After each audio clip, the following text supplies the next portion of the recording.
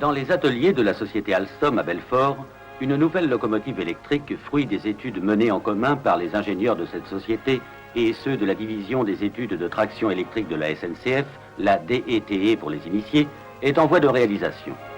Caisses et cabines de conduite sont maintenant assemblées et prêtes à recevoir l'appareillage qui devra permettre à ce nouveau lévrier du rail d'être vraiment la locomotive universelle, prête à digérer toutes les formes de courants européens.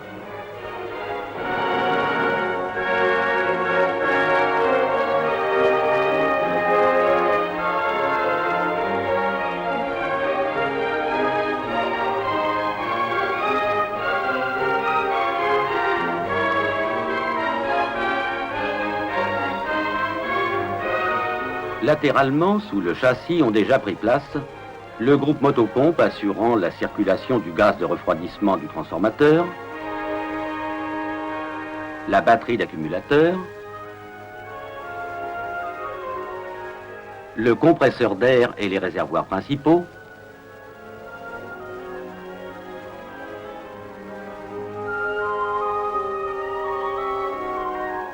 les selfs de lissage,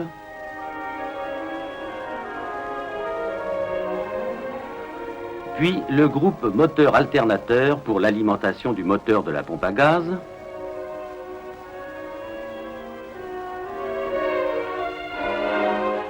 le transformateur des auxiliaires assurant sous la tension voulue le fonctionnement des moteurs des divers groupes de ventilation. Et maintenant, c'est la mise en place, toujours délicate, du transformateur principal, volumineux appareil d'une puissance de 5150 kVA et dont le poids dépasse 10 tonnes. Nous découvrons à présent le bloc rhéostat, seule pièce importante de cette locomotive qui ne soit pas sortie des usines Alstom. Comme sur ces bébés puissantes à courant continu, la DETE a voulu utiliser un organe expérimenté, le bloc d'appareillage des forges et ateliers de construction électrique de Jeumont. Cette grosse volute, c'est le ventilateur d'un moteur de traction.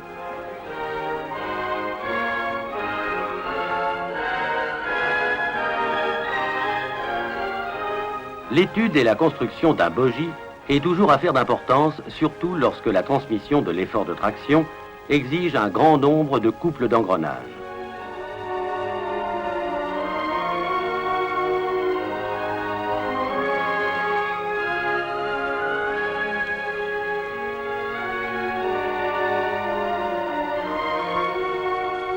Six essieux moteurs, 3 par bogie, constituent le train roulant d'une locomotive CC.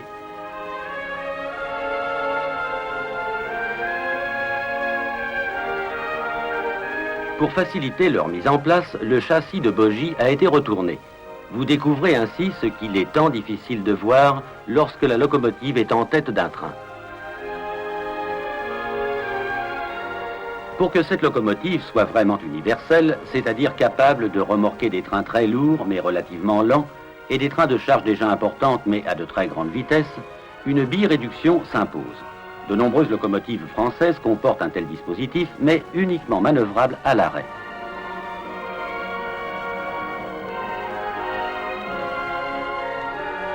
Ce nouveau dispositif, grâce à ses crabeaux, permettra dans un avenir très proche d'opérer cette manœuvre en pleine marche.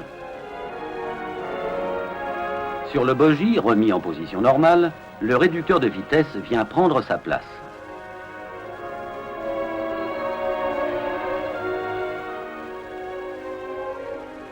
Un seul moteur par bogie. Aussi, celui-ci est-il de taille respectable. C'est un moteur double. Son poids, 7 tonnes et demie. Sa puissance, 1900 kW sur les 3 premières locomotives, 2300 sur les suivantes. L'accouplement élastique, moteur réducteur de vitesse, assure la liaison de ces organes.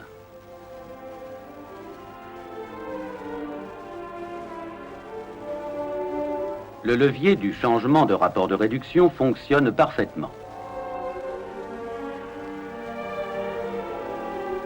Les essais du bogie s'effectuent sur un banc spécialement conçu pour cet usage et pour la première fois, l'ensemble se met en mouvement, attentivement surveillé et ausculté.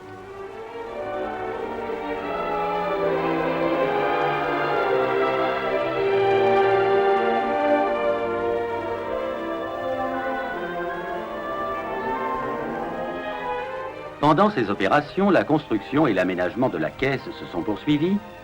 Le rouge et l'argent sont les couleurs de sa robe. Sur la partie supérieure de la locomotive se profile la ligne de toiture et 4 pantographes aux archets d'aspects différents.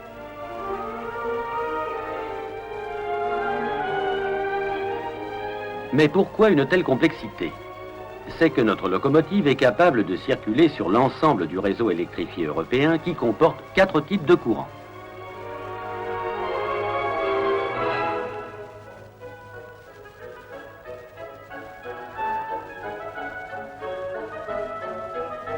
Un petit cours de traction s'impose. Sous courant continu, 1500 volts, les moteurs de traction couplés en série parallèle ou en parallèle sont alimentés par l'intermédiaire du bloc rhéostat. Sous courant continu 3000 volts, ce même rhéostat alimente les moteurs, mais couplés cette fois soit en série parallèle. Sous courant monophasé 25 000 volts 50 périodes, après avoir été abaissé à la tension voulue dans le transformateur TP, le courant alternatif est converti en courant pseudo-continu dans un bloc redresseur R constitué de cellules au silicium lissées dans des selfs de lissage SL avant d'aboutir au moteur couplé soit en série parallèle, soit en parallèle. Sous courant monophasé 15 000 volts 16 périodes 2 tiers, le processus est le même, les redresseurs étant toutefois alimentés par une prise différente du secondaire du transformateur principal.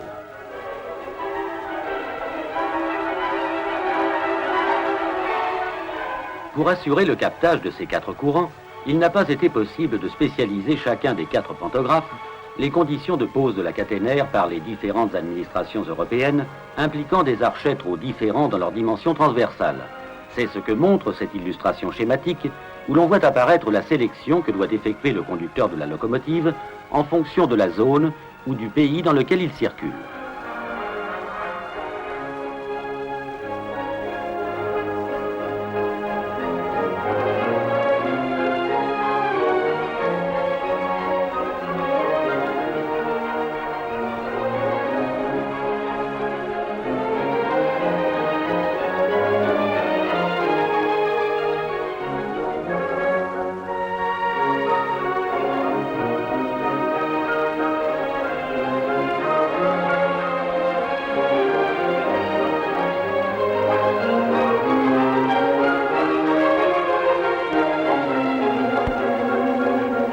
La caisse de la machine est enfin descendue sur ses imposants bogies.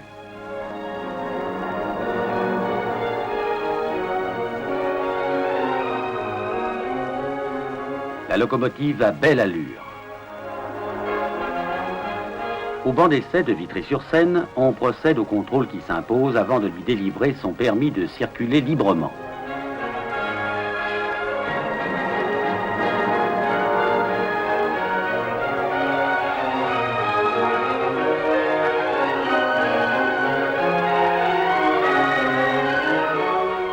Tout est parfait. Une nouvelle locomotive de la série 40100 est née. Elle fait maintenant ses premiers pas.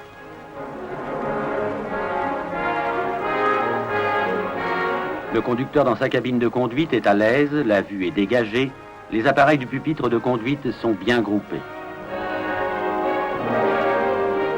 Les essais se multiplient, les grandes vitesses sont atteintes. 200 km à l'heure dans les Landes.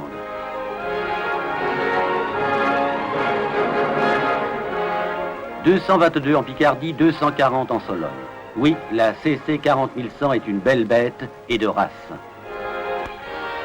Attelée aux confortables voitures Trans-Europe Express assurant la remorque de ces trains internationaux de prestige que sont les TEE, la CC 40100, la machine pour 4 courants, témoignera dans toute l'Europe de l'excellence de la construction française et que le rail a encore de beaux jours à vivre.